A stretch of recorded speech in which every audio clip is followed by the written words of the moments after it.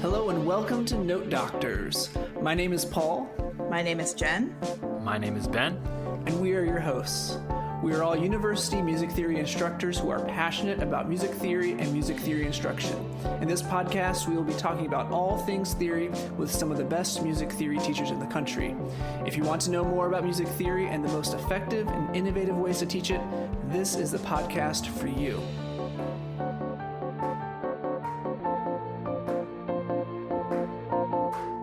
Hello and welcome back to Note Doctors, the music theory and pedagogy podcast. Thank you so much for listening.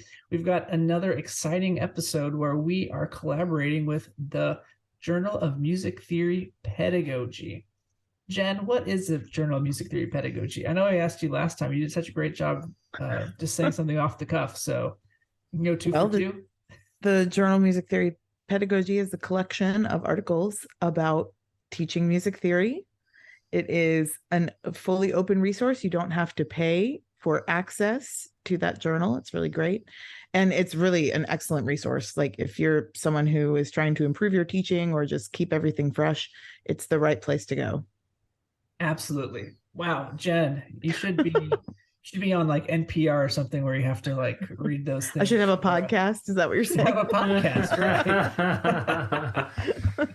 Oh, yeah. But so thank you again, all the fine folks at the journal. So Rebecca Jemian, David Thurmeyer, Melissa Hogue, Daniel Stevens, a whole editorial board, Stephen Lates, Jennifer Sodgrass, all of you folks for all the great work that you do in supporting pedagogy in music theory. So today is our second episode where we are diving into an article from the upcoming journal, and I'm trying to find the title page here, but my pages are out of order. Let me get it here.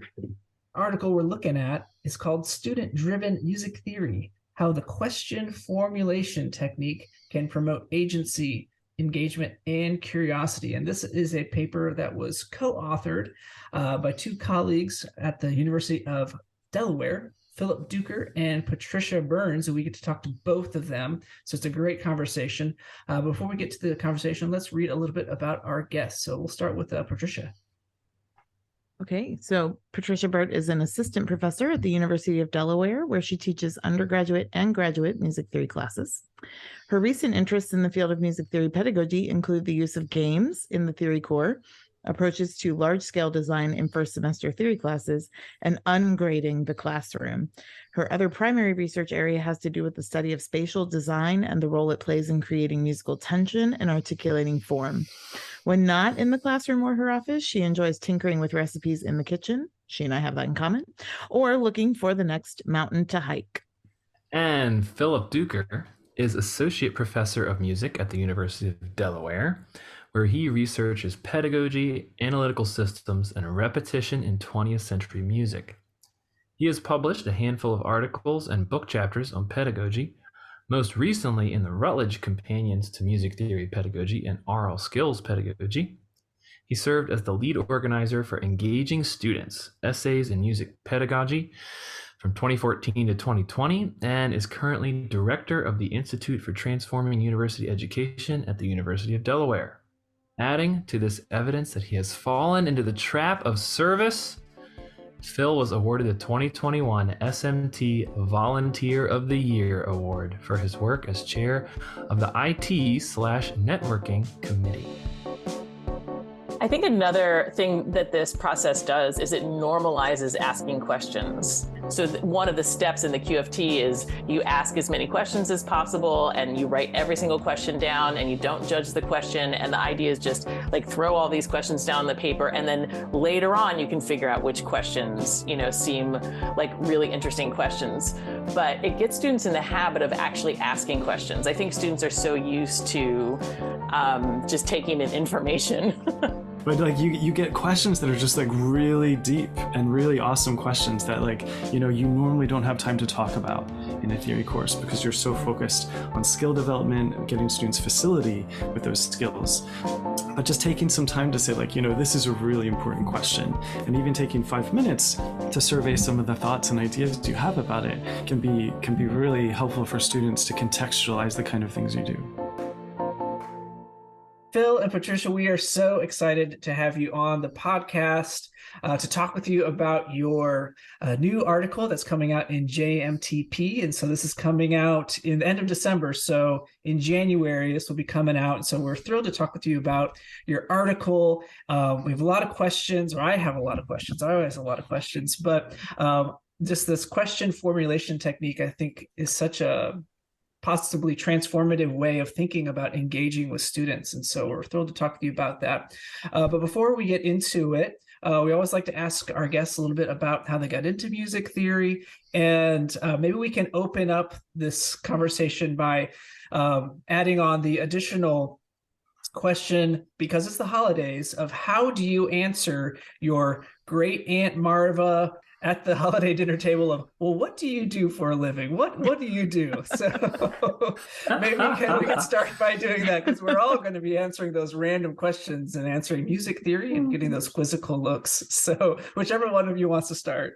I will start first. Yeah. So my pathway to pursuing music theory was the scenic route. I started actually my undergraduate degree. I started out as an engineer, and then I switched to pre-med. And my senior year, I was not enjoying what I was doing. And I don't really like being around sick people with colds. So, I mean, we have that problem anyway in music theory. But, and I decided, I think maybe being a doctor isn't really going to be for me. So I ran into a mentor who said, if money didn't matter and you could do anything you wanted for 8 hours a day, what would you do? And I said, music. But it was unclear, exactly what that was going to mean. So I took a year off after finishing my first degree, which ended up being in psychology. And then I ended up going into a second bachelor's in voice performance, but started practicing a lot more piano than voice. So I switched over to piano performance and ended up doing a master's in piano performance as well. And it was actually during my master's that I had this incredible class, which actually connects a little bit to our topic for today. I had this incredible professor who was teaching a post-tonal class, music after 1945. And it was sort of musicology and theory together. And he was a composer, and every class that I came into was like a composition. You never were really sure what you were going to get when you came in. And I remember there's this one time he was doing a class on the golden mean and proportion in music. And it turned out, we didn't know about this until the very end of the class, but one of the pieces where we were talking about that the climax happens at the golden mean actually had happened at the golden mean of the class period. So, Wow. And midway through the class, after the midterm, he said he had always described post-tonal music as like a long hallway, or music of the 20th century, essentially, as a long hallway with lots and lots of doors. Mm-hmm. And so at the midterm, he said, I've prepared this class to go in either of two directions.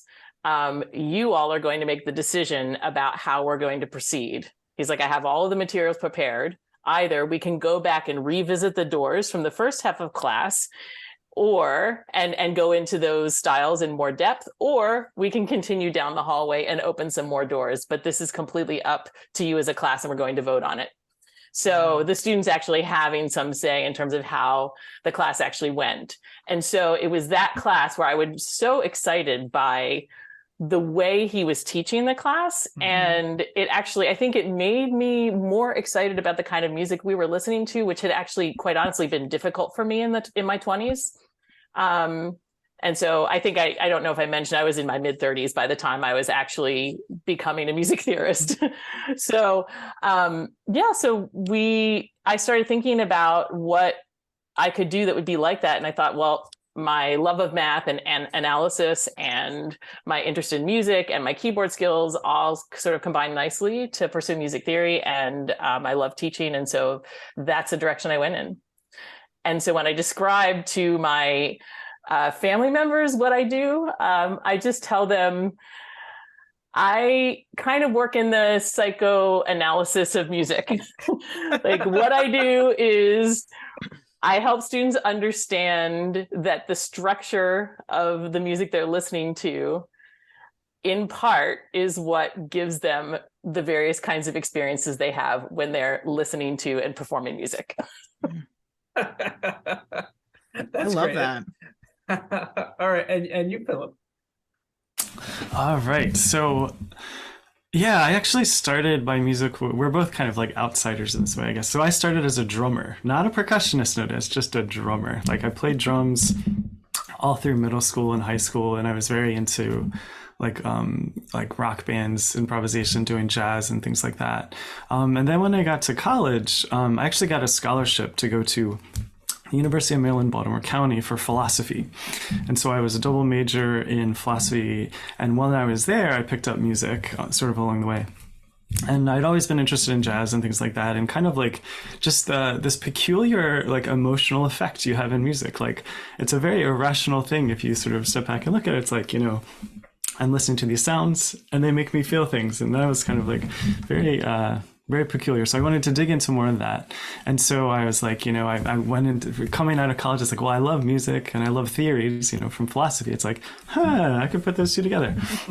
And then I applied to graduate school at a number of places and ended up going to the University of Michigan, where my advisor was Kevin Corson, who, if you know any of his work, he's almost like a philosopher in general. He's done a lot of like critical thinking and things like that. So we hit it off pretty well right away. And then, and yeah, that was kind of like how I navigated into the field of music theory. And then how do you explain that to your Uncle Hal at the Christmas dinner table? Yeah, it's a good question. So oftentimes the people are like, music theory, what is that? It's like, well, what we do is we kind of provide lenses for people who would want to listen to and understand and perform different styles of music. So we have a variety of tools that we bring in that can kind of help you either, you know, perform or understand or compose in these various ways. That's great. That's great. And most of the time they don't understand half that either. They're just like, oh, okay, whatever. I'll just move on to more mashed potatoes or whatever. Yeah.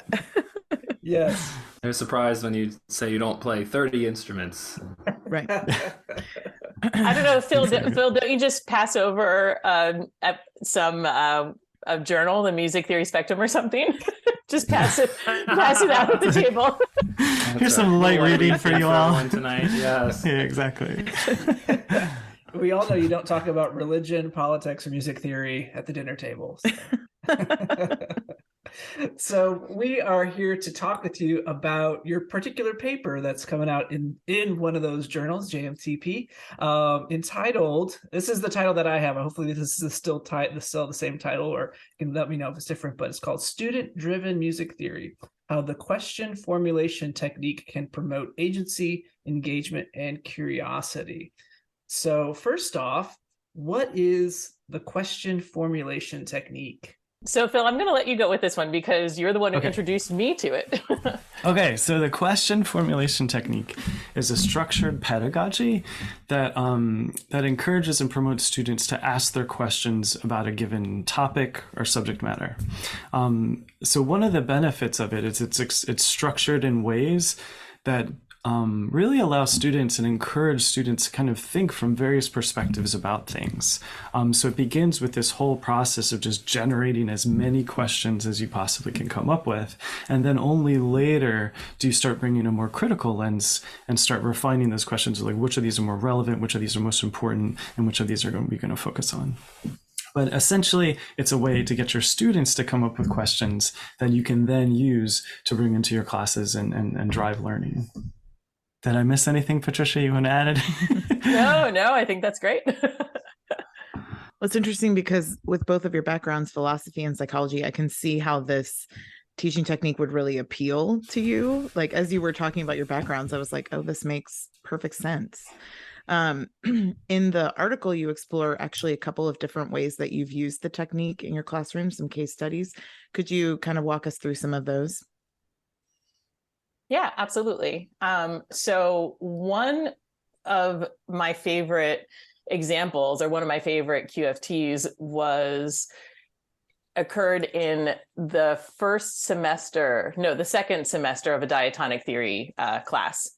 And it was fall of 2020 and we were all teaching online. And so the QFT actually was really fantastic in terms of allowing students to be engaged while they're in an online environment. And also allowed them to interact with one another in wonderful ways while we were all confined to our houses. And this particular QFT, I had a couple of goals for it, but one of the patterns that I've noticed over my decade of teaching music theory is that if I ask an undergraduate music theory student to walk me through an analysis of a musical example, a lot of times the very first thing they do, and maybe all of you have had this experience too, the first thing they do is say, well, in the first measure, we have a tonic triad. And then we have, and then we get one chord. It starts on a one chord, and then I get sort of a blow by blow account of every single Roman numeral that happens in the piece, often with all of the inversions, and hopefully they've thrown in a few cadences as well. And when they get to the end of that, they feel like they've actually analyzed the piece. And, you know, and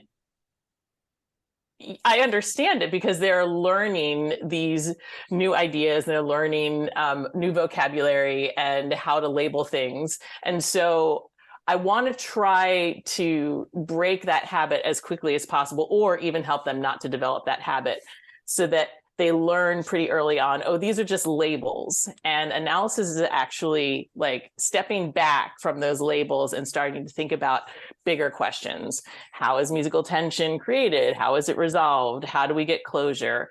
What other kinds of things? How is repetition and contrast working in this piece? How are expectations created? Are they being are our expectations being satisfied, or are they being thwarted? What's going on here? Those are the kinds of things that we all want our students to understand, and that's why we're giving them these tools in the first place. So this initial QFT occurred after we had already been doing a lot of labeling of a piece. We were working through we'd been working on 2 weeks on cadential analysis and making bubble diagrams and labeling phrases, the melodies and phrases and things like that. And we were working on a rondo movement. And so I had given the students at separate points during this 2-week period sections of the piece to analyze, but we hadn't really looked at the piece as a whole, and they hadn't yet gotten to rondo form, at least in our theory curriculum at that point. And so I created this prompt where I was asking them to ask as many questions as you can about this rondo movement in light of this statement. And then I provided a statement that talks about the difference between description and analysis, and that it's analysis that really helps us get at the essence of a piece. So this was really, and of course there was a lot of moaning and groaning when I told them that we were going to look at the same piece, because they felt like they already knew everything about the piece. But then when I got the reflections back after going through the whole process, and then having them use some of the questions that they had generated as homework assignments, I got some reflections back that where the students they were surprised at how much they actually didn't know, and that this helped them to delve deeper and think about the piece in a different way. I'll chime in. There's so much to unpack there. I love it, first off. But I will say that I've experienced exactly the same thing. And even my students will default to talking about harmony. I'm just thinking, when you say it starts off on a one chord and says, okay, then we're proceeding to the next measure. And I'm just like, well, you didn't talk about the meter. You didn't talk about what was even playing the piece. You know what I mean?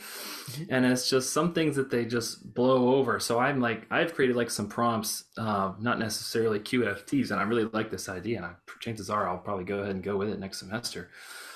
But just questions about starting off, like timbre, meter, putting those things very explicitly on prompts when they're creating things or they're creating analyses, so that they're not just glossing over everything except for the fact that it starts on a one, because I've experienced that exact thing. And it's just so great what you're doing to get this analysis. What is analysis? Oh, I love that. I really, really like it.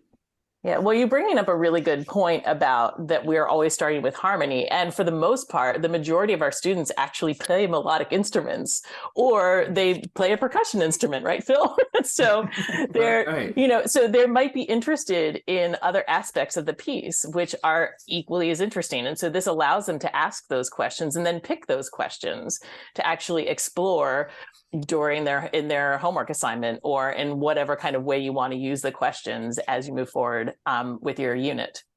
So I did have a lot of students asking questions about, phrase lengths, or why are they using metric dissonance here? Or are the melodies in the different sections of this piece related in any kind of way? Mm-hmm. So all of those kinds of topics that when you're really focusing on harmony specifically, we just don't get enough time to really talk about those in the classroom. It's true. I was thinking as I read the article about how like the harmony problem, that often they think that's what analysis is describing the harmony, because we teach Roman numeral analysis, and that's where they hear that word maybe first or most. And I just taught form analysis this fall, and their first round of papers, when I handed them back, I said, man, you guys did a really tremendous job at describing this music very well. And now what I want us to do is analyze it. And they all looked at me with a really puzzled expression, like, what do you mean? I thought that's what I did, And so we worked on that kind of across the whole semester. But I think that's one of the reasons why in upper level classes, we often encounter difficulty with writing about music and things like that, because in some ways, our curriculum maybe even doesn't always give them the tools to think about music creatively or think about it from lots of different perspectives. Yeah, or even outside of music perspectives. Like Right. you see, I will confess I'm a college basketball fan, and they show at the end of the first half always first half analysis. And then it comes up with basically just a description of how many points people had and how many turnovers. And they got, this team had 10 rebounds and this team had 12, and I'm like, where was the analysis? That was just a statistical listing of things. You know what I mean? That was a description. You watch that, right? And you think, oh, that's analysis. Well, is it really or not? It's interesting too, just the difference between audience level and analysis. When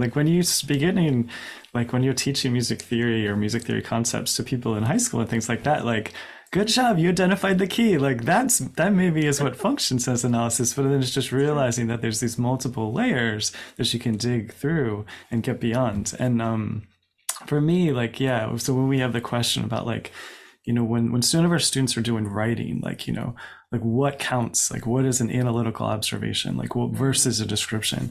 And a lot of times it's asking them to sort of think about their audience and think about sort of what would count as a reasonable observation, what would count as something that's non-trivial, non-obvious for a given audience. And even just getting them to think about those things can be really productive. But yeah, the depth of analysis, can you ever stop digging? You can just dig that hole all the way, right? True. Yeah, so true. Yeah, and all the questions, it seems that these students come up with, that's so interesting to me, because I'm a composer, as all my training was in composition. So when I listen to you talk about the ways of how you open it up with just all these questions, everything is fair game, and then you focus that in. That reminds me of kind of how you can approach composition in a lot of ways. So you're starting from this blank canvas and you're just trying things out. You're not trying to judge your work, you're just trying to get stuff on the page, and then over time you refine your ideas through weeks and revisions and things like that. And so you're kind of teaching these students to ask better questions, I guess, or just different questions. And I love the fact that it is non-judgmental. It's just get the questions out. Are you sometimes surprised at what these students come up with?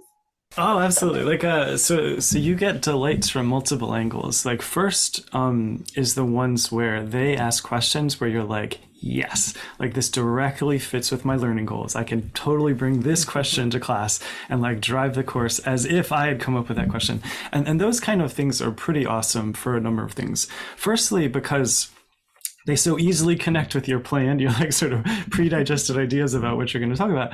But also they give this class this authenticity, like you're investigating something that the students came up with.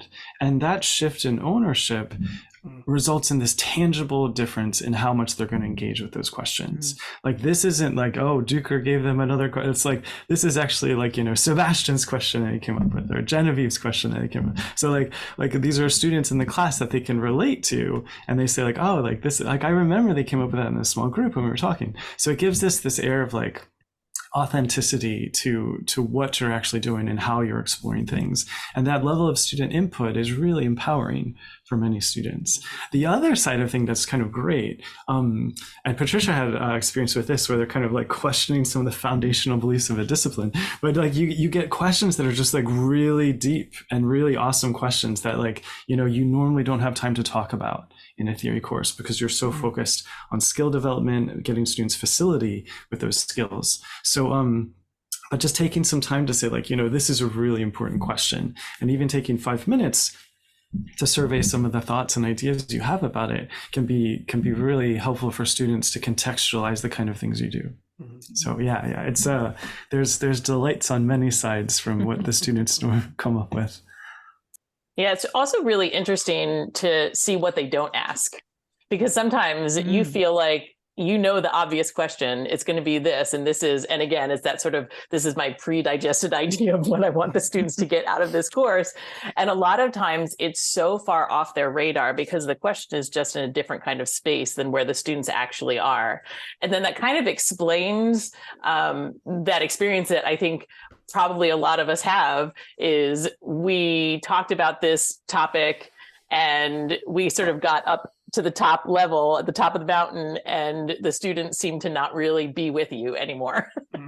And so there's just like a few pieces of scaffolding that haven't quite been constructed yet for them to be able to think of those questions. So it's beyond the horizon. Yeah, that's such an important point. Like seeing what questions that students come up with really lets you survey kind of like the horizon of understanding, like how, and also think what's like their horizon of relevance are. Like what questions do they feel are relevant to this prompt? What are some of the limits of how they're thinking about things, and what are some of the things that are just completely outside of their sphere of concern? And anytime a technique like this is tapping into that idea of like finding out what students are relevant, like those are hooks that can always lead to like more motivation, more enthusiasm, and more engagement from your students. So it's worthwhile to just get the survey. Even if you decide like, you know, many of these questions aren't going where I want them to go, you at least like have a much better idea about where your students are coming from. Yeah, and I think that definitely influences when you are doing non-QFT sessions in your class, that it influences how you interact with them because you're getting to know them in a different way. And students, I think, really also respond very strongly when they feel that you have an interest in what's important to them, and they respond differently when you give them some choice about how they want to engage with the topic. It just creates a whole different level of trust. And one thing that when I was doing my introduction, maybe we can splice this in and like fix it later, but actually I should reference, like, so we didn't come up with the question formulation technique. Actually, it was there's two wonderful authors, Dan Rothstein and Luz Santana, who came up with this. And if you wanted to check out the book, it's called Make Just One Change, and it's a fabulous read. And so credit to those authors for actually coming up with the question formulation technique that we've been using in our classes. And that's something from outside of, you know, music theory pedagogy. That's something just from education research and pedagogy research. And so we need to be doing those researching and things like that too, and engaging with these teaching techniques, things like that. I just think it changes the whole perspective of that teacher-student relationship. You're not the sage on the stage anymore. You're the guide on the side, you know, leading that group along. And I would imagine that you might get more response from the students that maybe don't. You know, I was talking to a colleague just the other day about, you know, the handful of students in the front that always have the right answers, always, you know, they've got it, they're tracking along, and you sometimes forget that, oh, there's these other folks that aren't tracking, but they're not going to kind of voice those concerns. It seems like this type of technique can help raise those voices up that maybe not confident or aren't sure about kind of voicing those things in a normal class setting. Yeah, small groups in general are a wonderful way to diffuse that sort of tension and that sort of anxiety that many people have in public speaking. So anytime, before I was using the QFT, just getting group, turn to your partner, talk about this, turn to a small group of 3, talk about this. I think anytime you're doing that and asking students kind of explain in their own words what's going on or describe to other people how they're thinking, those are such valuable uses of time. And we're going to probably get to this later, but this idea of efficiency and coverage and sort of quantity versus these things that take more time.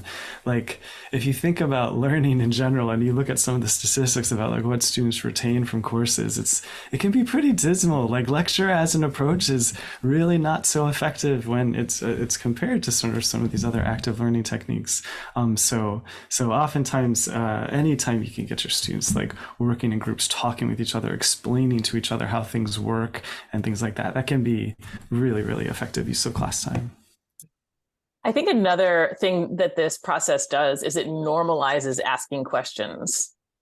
I think a lot of times our students, there's different kinds of questions. There's questions that guide research, and then there's also questions I don't understand a thing. But even when students don't understand something that's going on, a lot of times they have a hard time articulating what it is that they don't understand. And so they don't even know the question to ask. So one of the steps in the QFT is you ask as many questions as possible and you write every single question down and you don't judge the question. And the idea is just throw all these questions down on the paper. And then later on, you can figure out which questions, seem like really interesting questions. But it gets students in the habit of actually asking questions. I think students are so used to just taking in information and answering questions. You have in the paper, it's the banker metaphor, they're so that's actually from Paulo Freire, the Brazilian educator who talked about the banking model of education. This idea that our knowledge is this deposit that we sort of invest in our students' minds. Yeah, there's a lot more to that he goes into. But in general, it's just this idea of education as something that's very passive, that we have the content and we must deliver it to our students, versus constructivist approaches, which often talk about knowledge is something that's built, and that the students have to be part of that construction process. You can provide environments for learning, but it's the students who have to put things together in ways that make sense for them in order to get to these places of meaningful understanding and meaningful learning. Yeah. Well, this is kind of circling around to the idea of efficiency, so to speak, but both of you, as you were talking, mentioned your learning goals for the day or learning outcomes that you were hoping to achieve. And one of the things I really appreciated in the article is you mentioning that using this technique means giving up some sort of autonomy and, opening the space up for you not being the center of what the students learn and experience about the music itself. And I thought that was a really valuable thing to point out, because often we are kind of the boss. we are the ones who know what needs to be covered and how and when and all of those things. And I think some of the best moments I've had in teaching have come when we've talked about things that I had no plan for us to talk about that day. Those are often the best discussions that we have. So I just appreciated that you mentioned that feeling, maybe a feeling of insecurity of kind of releasing the idea of efficiency and letting the students run it. Yeah, that's great. Paul mentioned before this sort of dichotomy that's often put up between the guide on the side versus the sage on the stage. I have a colleague in biology and mathematics, John Junk, who likes to say, well, you can also be a meddler in the middle. So you don't have to completely, give up all your autonomy to lecture or do some of these micro interventions, but you can also kind of give students enough things that they're digging in it, and then walk around and meddle with what they're doing, sort of make sure they're on track, make sure they're thinking about things that you want them to sort of work on. So yeah, no, it's great. The other fascinating thing is sometimes, you know, when you're giving up your own, like this is what I know, and this is what I think you should know about what I know. The students, they all have different backgrounds. They're coming in, some of them, you know, love making beats. And so they have experience, like the students have all different kinds of experiences that I don't have. And so sometimes they'll come with questions about whatever the prompt is, and I actually really don't know the answer. And so you just have to be okay with not knowing. And then that also sort of normalizes not knowing. So, I mean, not knowing can be sort of vulnerable. And I think students feel like they're in a vulnerable position when they're in a class and they don't yet know the material. And this allows you to be vulnerable right alongside with them. And I think that creates a really great space for learning to take place. Mm-hmm. I love that meddler in the middle. I'm definitely going to steal that. That's so good. The second case study in the paper is dealing with, I believe, like post-tonal music. And I really resonated with this because I've done this a little bit, and I want to now explore this more. But oftentimes in Theory 4, you know, we start looking at, you know, atonal music or 12-tone music. And I started a couple years ago looking at a score and just asking students, what do you think this piece sounds like? Like looking at a Webern string quartet and be like, what do you think this sounds like? You know, is it fast? Is it slow? Is it loud? Is it soft? What do some of these German words mean? What are these techniques? You know, is it sound dissonant, consonant, you know, or somewhere in between, right? And so we just ask all these questions, which now I know is part of the QFT, and it would kind of change the posture that the students have towards that piece, because then when we finally listen to it, they're kind of coming at it as, well, let's see if it proves my hypothesis on what this piece sounds like, rather than listening to the piece first, and then they're like, oh, this is very unusual, it's scary sounding. The posture is very different. The posture of kind of openness and like anticipation is a lot better way of approaching new music. And you mentioned this, Patricia, in your class that you took with your really informative or influential professor on, you know, 20th century music, how that change of perspective allows for students to engage with music that they wouldn't normally feel comfortable with. So could we open up with, can you remind us what that prompt was? Because I really like that prompt. Something about music should be pleasant. Is that right? Yeah, that's right. So this was in a post-tonal class that I taught, and the prompt was, music should always be pleasant and entertaining to listen to. That's such Which a is kind of, oh man, so many students have that idea, right? And even if they don't know they have the idea, I mean, because this is one of the things, like, I remember the first time I heard like a piece of 20th century music, it was actually a free improv situation. So I saw these people kind of like just muddling about on stage, and this one guy seemed to have this huge ego. He would like move around and sort of like kick people off instruments to like fiddle on the instrument. I mean, it was a very weird scene, and it's just a very different style of music making than anything I've been exposed to or experienced before. And I was just like, what the hell is this? Yeah, so I think oftentimes like students are in that modality where they have nothing in their sort of experience that prepares them for something that isn't trying to cater to them.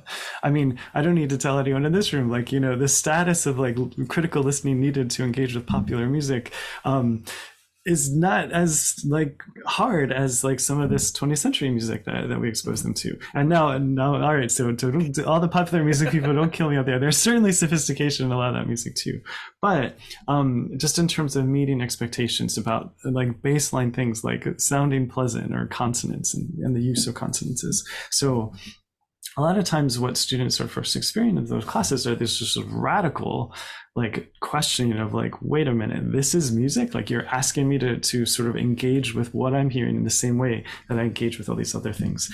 And so asking them to just engage, just question those assumptions with like, well, what am I bringing to music? What are my expectations that I bring to music? And the neat thing about this prompt is that especially students who have some breadth in other different artistic disciplines will say like, well, no, like it shouldn't always be pleasant. It should challenge you. It should do these things like that. And they almost become these kind of like evangelists for like, progressive, like, art that challenges you. Like art should like challenge your ideas about things. And that's one of the functions that art can have in our society. And so having those kind of discussions in small groups break out is just really wonderful, because then there's kind of on the side of like, the pieces that you're talking about. It's like, well, I may not like it, but it's really important that someone could do things in that way. It's really important that like this utterance should be accepted as music so that we can experience it and grow from it and learn from it in different ways. So yeah, it can have a really sort of reframing effect on how people approached the semester. And I did we did this Q of T really early. We did it like I think it was the first or second week of classes. So students were like right off the bat thinking about these issues of just like, well, what are my expectations? What am I thinking about when I come to a new piece of music? And do I feel closed-minded when I sort of like identify these things that I just talk about normally? And so it allowed a lot more openness about things like that. I think many of us who teach 20th century, you get those like classes where you listen to a piece of music and someone like, this isn't even music. Like how can you call it, this isn't even music? Well, we didn't get that term, right? Mm-hmm. So when I taught that semester, we didn't get these people sort of dismissing it as not music. They would just say things like, this isn't my favorite kind of music. Or they'd say like much more interesting critiques. It's like, it's pretty interesting how they put it together. I don't know if I'd listen to this like on my Spotify playlist or anything like that, which to me is fine. Like I'll take that. I have mentioned many times on the podcast that I do this thing called Song of the Day. And while you were talking about it, it reminded me that across the last few semesters, I've noticed this interesting phenomenon, which is that students are very bad at listening. Their first inclination is to do something else. So if I say I'm going to be silent for 3 minutes and we're going to listen to either this whole song or an excerpt or whatever of this piece, they immediately start texting their mom or writing down their to-dos for the day or talking to their neighbor. And I frequently have to be like, listen with your ears. You can't possibly listen with your mouth. Like, you're not listening. And I have thought that it might be useful to have, some sort of conversation like, you are musicians and I'm asking you to listen to music and your first inclination is to do something else. But as you were talking, I was thinking it would probably be much more effective to lead a discussion about that as a group. The ways that we are encultured to at times ignore music versus at times pay attention to it and all sorts of things like that. I think it's yeah, this is like such a cool talk. We'd need another podcast to talk about this, but like philosophy brain is like, I can see it spinning here, man. Oh my gosh. So but one of the things we know from cognitive science, right, is that like our brains are learning machines and how we use them trains them.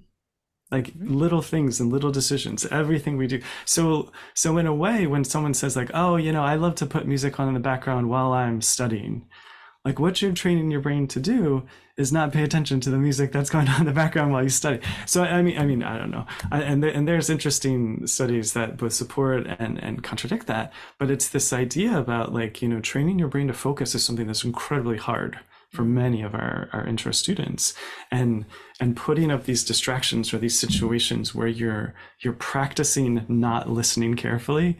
It's like, that's how you've grown up. Like, you put like music on in the car radio and you're having a conversation with you, or like you're at a party and you hear these things in the background and you ignore them in order to focus on these other things that are going on. So it's really shouldn't be. I mean, there's fun books. There's actually sort of things I'm getting a little read into. So one is like The Distracted Mind. Like this is just like, there's all this stuff about how student attention is actually this miraculous thing. James Lang talks a bit about this, but this idea is just like the default mode for many of our students. Like we assume like they come to class and they're going to pay attention. It's like, well, no, actually the default mode is that they're like incredibly distracted with all of the things that are going on in their lives. And if we can achieve that moment where they're actually concentrating and focusing on something that we're doing, it's like, well, that's kind of this miraculous moment. So one of the things that the QFT does that's really great about that is, again, this idea of leveraging small groups. Like if someone's upstage talking or like giving a lecture, it's pretty easy to check your email.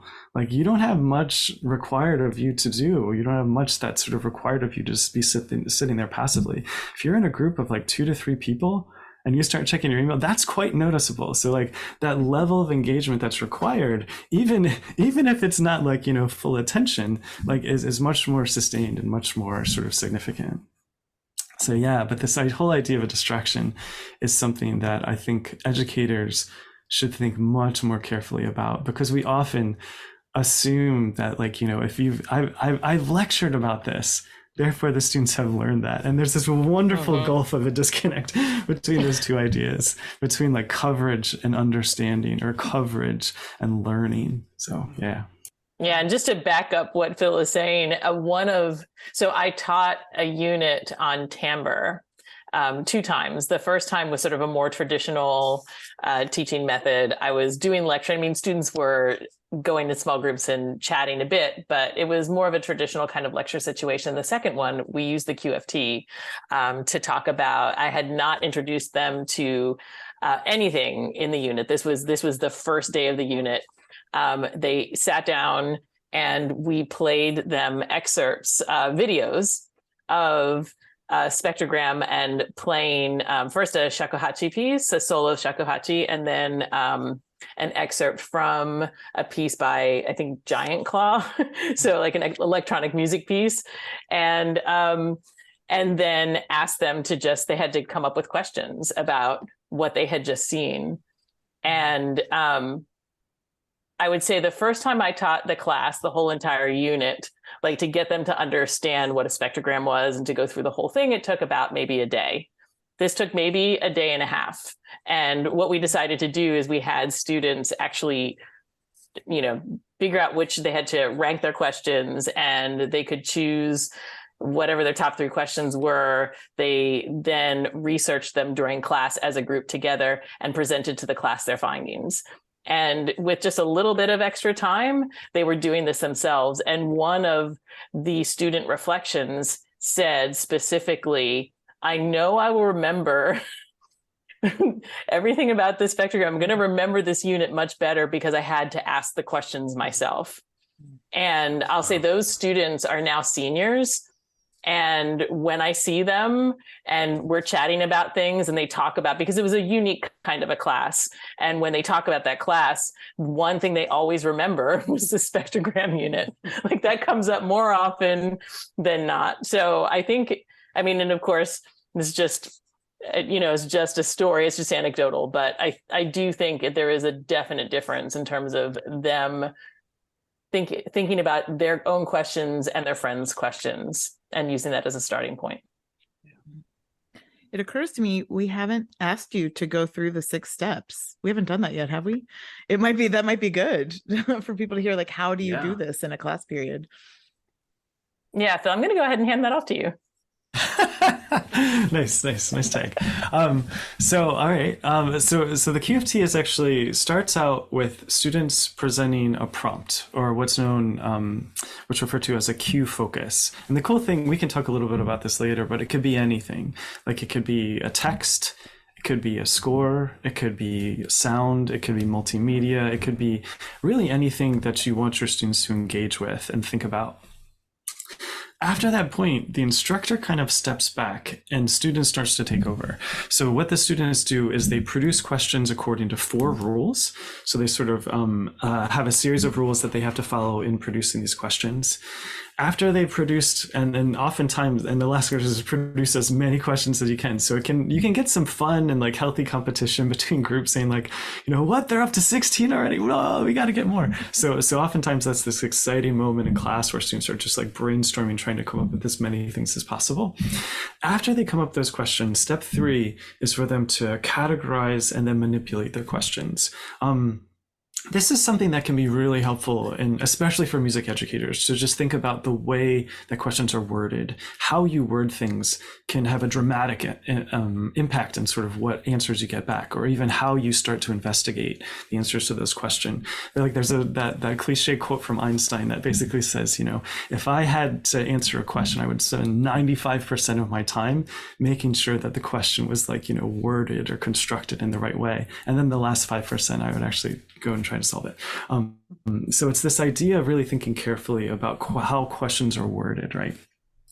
Once they've sort of manipulated some of their questions, once they sort of thought about those things, then they go through and prioritize their questions. So this is the part where there's an option for an instructor intervention. So an instructor can basically say, categorize your questions or prioritize them according to this metric, or you can, if you wanted to be more open-ended, just say like, categorize these questions as what you feel are the most important or the most interesting and the most relevant questions that you come up with.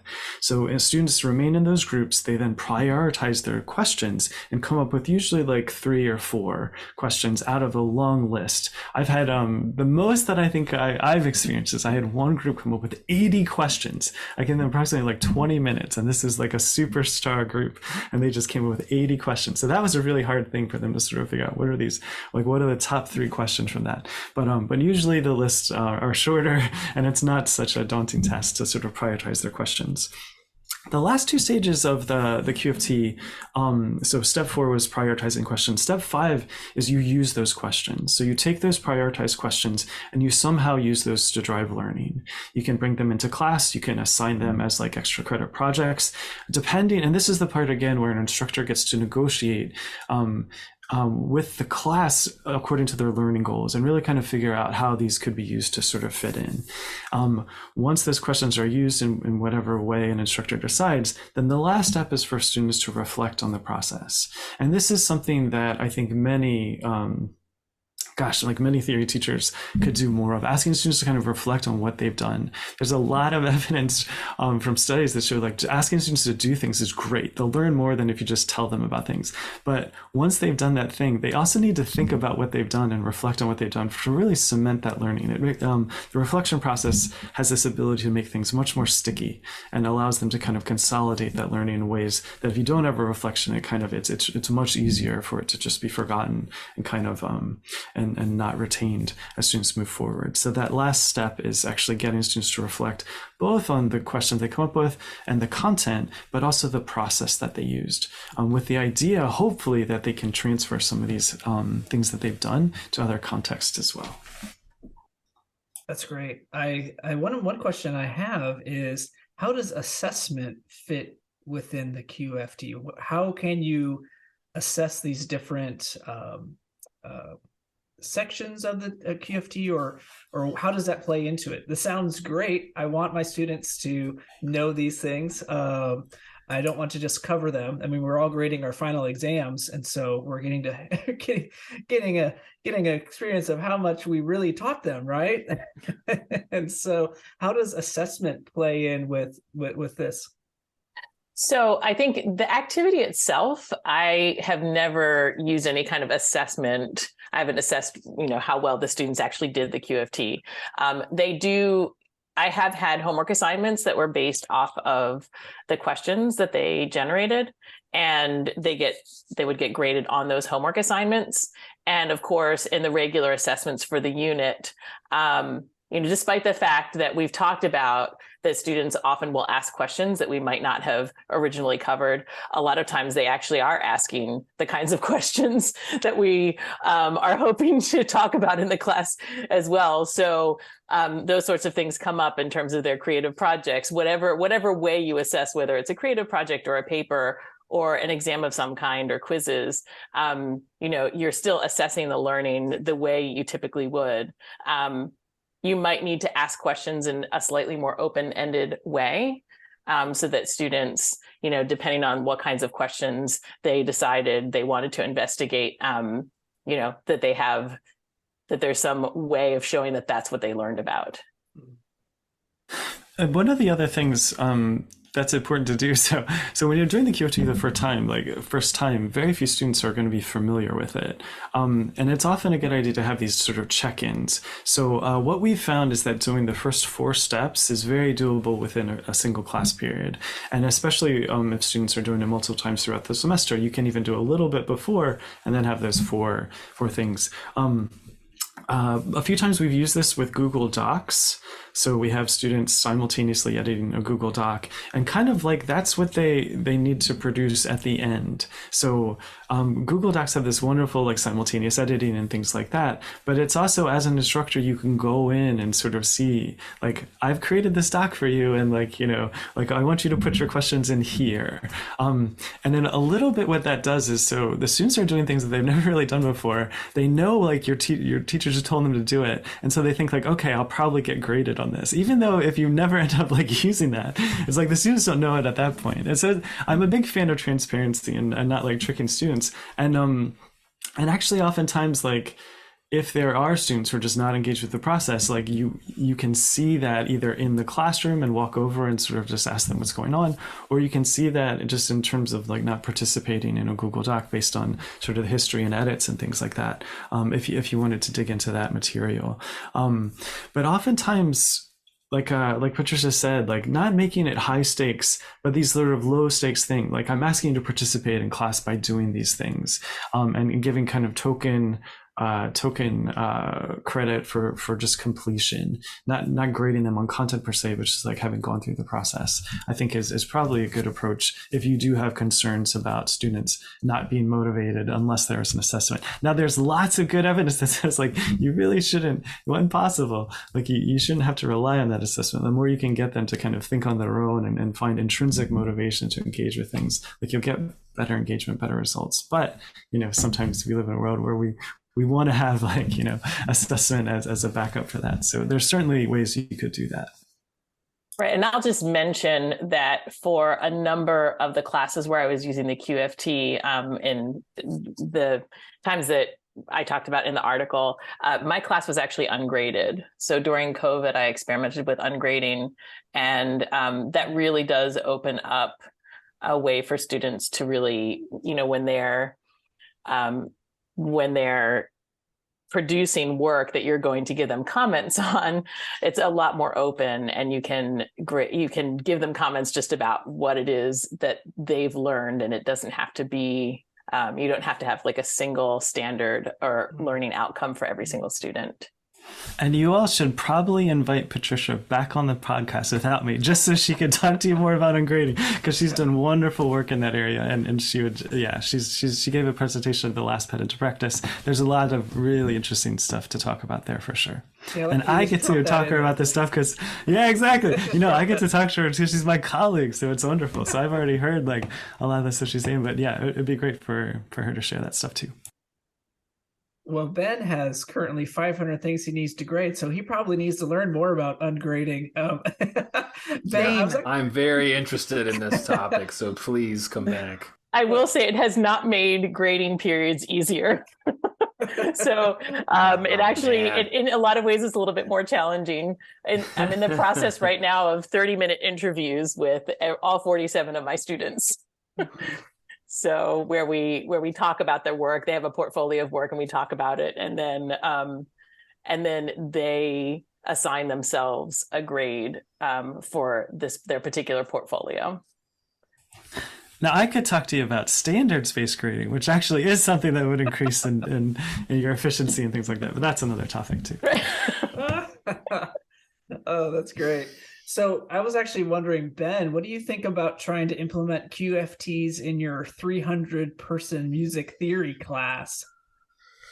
Yeah, I was thinking about this, and I know that most people are not confronted with that situation, but I do have 150 people in the room at once, and I love the small groups. I was trying to brainstorm what it would look like for me to do this in the lecture hall, and I think the small groups will be good. I think it would get very loud. And I think it would be quite the Google Doc. Because you were saying 80 questions per group. I thought, oh my gosh, times 75 groups, that's a lot of questions. That's, 600 some questions or something. So it would be quite an undertaking, but I don't think it's impossible. It seems like it's the kind of thing where there really aren't that many barriers. And I think y'all have done a good job of covering that. Like really, it really has a lot of advantages. It's so accessible. That's probably something that I was going to bring up, but we just didn't get to talk to. But just to be able to tell people, brainstorm, ask questions, don't limit yourself. I've been reading a lot of Brene Brown lately, and just it's inspiring to open up people's minds. And what does it really mean to be included and feel included? It means making stuff that's not distancing anyone and really making everyone feel like they can just voice whatever it is that will contribute undoubtedly. And then, we covered kind of the back end as well, too, as far as how to actually implement it in a class and how it doesn't really affect the efficiency as much as you might think. It may be a little bit longer, but it doesn't mean that it's not doable. And it doesn't mean that it's not worth it, certainly. I may adapt it a bit from what you have in the article, but I'm on board, even for 150 at a time. I think I'm on board. And I do, on occasion, I will say, some of the assignments that I've done have been more completion grade / feedback based, like the draft we did compositions for movie trailers that came out around Thanksgiving, and I did the draft, which was just for feedback, and it was completion based, and it had prompts based on timbre, meter, melody, etc. So I've done similar things where it's just a completion or it's for the feedback really, but I still have to put a number on it sometimes. But I love that idea. I love that idea. Well, one of the ways that this really does work well, no matter what the class size is that each of the groups, they prioritize their questions. And so they're only giving you, their top 2 or 3 questions. So in the end, you're not going to have this massive sheet, and you can look at as many as you can handle looking at, and I will say Phil's students were particularly curious. I think in all of his examples with the QFT, when we listed in the article, we actually list how many total questions were produced in every class. And his 20th century class, particularly, they were very curious about many things. Just not a bad thing. No, this is the irony was this is actually from my oral skills class, which wasn't I don't think it was the most effective use of what the QFT was, or my effective experience of the QFT. I didn't do it very well, but so that was when that one group came up with 80. That's very anomalous. Typically you get something in the realm of 15 to 30 or so. That's much more typical. But I love that. Yeah. Go ahead, Patricia. Oh, sorry. I was also going to point out just one thing that I would also advise if you have time in the class, and this is something that I didn't do quite enough, is that when students actually reflect, I always had them do the reflections on their own outside of class. But I think it's really valuable to have them come back together and actually talk about or share their reflections with one another. Because occasionally, not every student loves this process. Some students find it really intimidating. And, I would occasionally get some reflections where a student would say, and this was typically at the beginning. Now, I did have the same group of students for 3 semesters, and they experienced the QFT in all 3 semesters. So they got used to the idea, and because I was doing ungrading and completely changing how I was teaching, they were going along for the ride, and they got used to that feeling of discomfort. But some of the initial responses were, I really prefer just sitting and listening and taking my notes.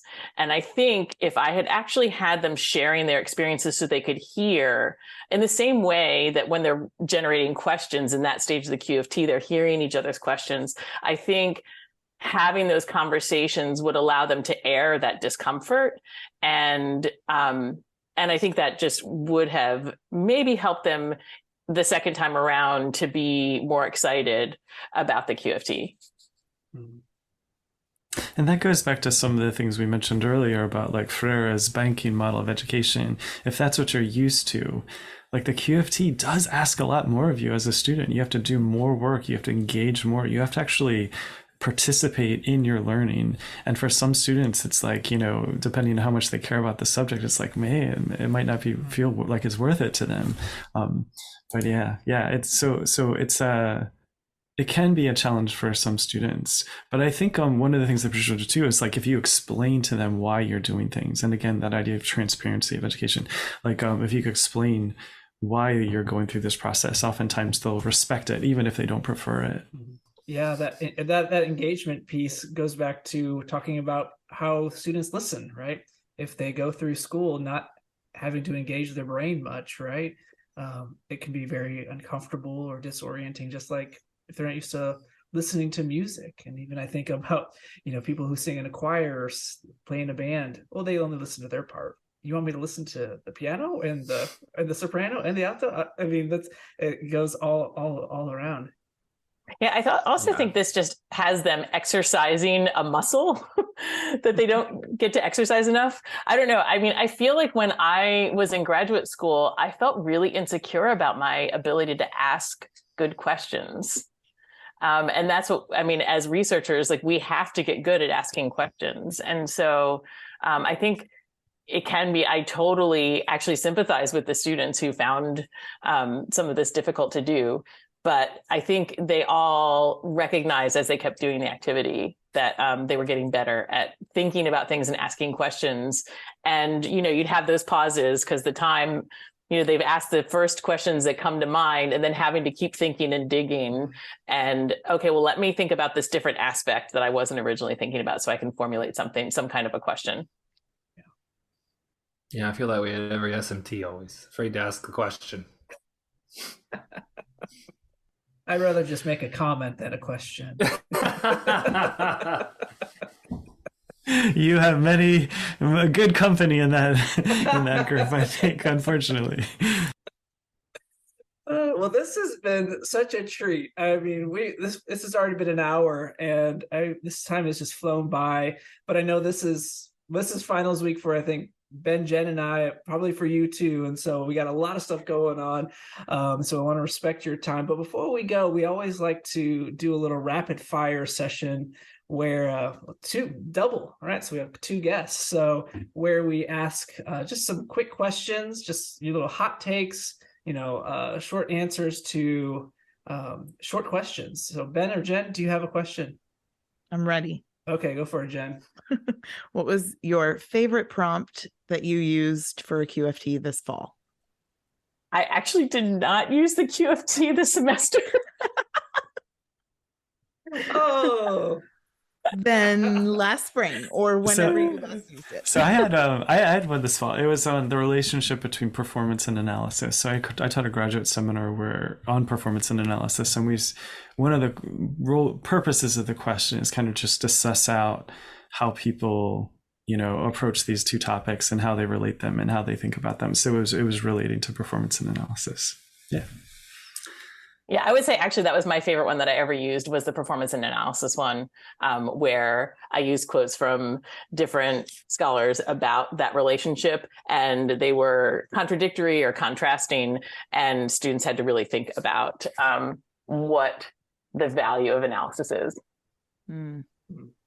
Mine was similar to what Jen just said. I was going to say what was the favorite topic to do a QFT, but maybe I'll just broaden it out and just say favorite topic to teach. Yeah, that's a really good one. I'm enjoying. So I'm teaching a graduate seminar. I just finished a graduate seminar this semester on performance and analysis, and I'm doing a similar one next semester, more focused on interpretation. And I'm really enjoying that. One of the things we do, I'm doing in my classes, is like bringing in some of the stuff by like Robert Levin and some other people about historical improvisation. And I find that even graduate students just have so little familiarity with some of these ideas. So getting them to think carefully about like, wow, like I really want to sort of like play the game that Mozart's playing. Like, these are things that happen during the style. And improvisation, I think, is something that allows a lot of the tools that we provide as music theorists to start making sense for performers. Like once you realize like, oh, I would have to improvise over this, it's like, well, maybe I have to understand what's going on with the music right now to do that successfully. So I think improvisation is something that I've enjoyed leaning into quite a bit the past few years. This is going to sound crazy, but my initial response was, I love teaching the dominant seventh chord. I'm really stuck in the trenches of the theory core. And honestly, when I think about how magical the dominant seventh chord is in common practice tonal music, I just get so excited. If I ever lose my spark of love for music theory, all I have to think about is the dominant seventh and like, how is that? That's such a powerful engine. But if I think outside of that, I love teaching about timbre and texture together. It allows me to engage with so many different genres of music. I love talking about physical properties of sound and seeing them on spectrograms and talking about how composers are using different instruments. I think it's really fun. Yeah. David Newman, are you listening? Sol ti re fa is the dominant. That's right. Yeah, the dominant seventh song. That's right. You might be listening. I don't know. All right. My question is, what was your favorite band when you were a teenager or artist? Because I always find that interesting, especially talking to academics. Like it's still oftentimes the typical pop artist or band. So what was it? Yeah, great question. I'll give you two. So as a drummer, I was really into Smashing Pumpkins, which was like this, like alternative rock band that actually was a lot of fun. But in terms of classical repertoire, my first sort of like fall in love with and like really explore were the Chopin nocturnes. So I just really got into that music. I wasn't even a pianist at the time, but I was just like, this is so amazing. These like pieces are really like desert island stuff. Yeah, that's great. Yeah, I was a diehard Cure fan. Really, really loved the Cure. And then also just really love romantic piano music. So Chopin was also a first love of mine. Some of the preludes and the nocturnes, because those were some of my first sort of bigger pieces that I got to play. Yeah, there's something about Chopin too. Chopin was one of my earliest favorite composers. Something about his music is it's virtuosic, yes, yet also tuneful, and there's something that is really powerful about his music. But this was just great. We just loved having you on here, and we can't urge you listeners enough to go check out this article. It has so much good information and so many great ideas, I think, that could be implemented across the theory and oral skills board. But as we wrap up, can maybe just let our listeners know where they can find you on the internet and what you have cooking as far as other projects. Okay, yeah. So I'm not very good on social media. I have Twitter and Facebook accounts, but they are largely dormant. So the best way to get in touch with you is by email. So first initial P, last name Duker, Duker at udel.edu. So that's email, best way to get in touch. In terms of projects I'm working on, there's actually, so relevant to this podcast. So I'm writing an article actually separate from music theory completely on problem-based learning and kind of like learning goals and how those sync together. More relevant, I have a project that I'm working on an error detection website. So this is kind of like one of these holes in the discipline, like, error detection is like this practical skill that's really hard to teach and train, and we don't have many good practice resources on it. So I worked with a group of computer scientists to kind of create a tool, and we built it. It's great. I've actually like talked to some collaborators about hopefully getting more work and more time to devote to just creating a more robust library of exercises on error detection. So those are kind of two projects that are going to keep me busy for the next foreseeable future. Yeah, and I am on Facebook, but I use that mostly personally. So it's best to get in touch with me by email as well. It's pburt@udel.edu. And my projects that I'm working on right now have to do with, I'm writing up another pedagogy article on analysis of large-scale design. So approaches to teaching large-scale design in the first semester theory curriculum, because I feel like a lot of times we start with like, this is 1 in 5 and so students are looking at these small details instead of thinking about pieces. And also a lot of the things we're teaching 1 in 5, well, in a lot of the ensemble music that they're playing, and the ensembles they're playing, the music actually doesn't necessarily work that way. So this allows them to start thinking about theory as being relevant to them right off the bat. And my other area of research is I came up with a method for analyzing registral space or spatial design of a piece. And so I'm working on an article that's sort of talking about that method and applying it. You just made it to the end of another episode of Note Doctors, the music theory and pedagogy podcast. Don't forget to like, subscribe, and review the podcast, and you can always reach us at notedoctorspodcast@gmail.com with comments, questions, or show ideas. Thanks for listening.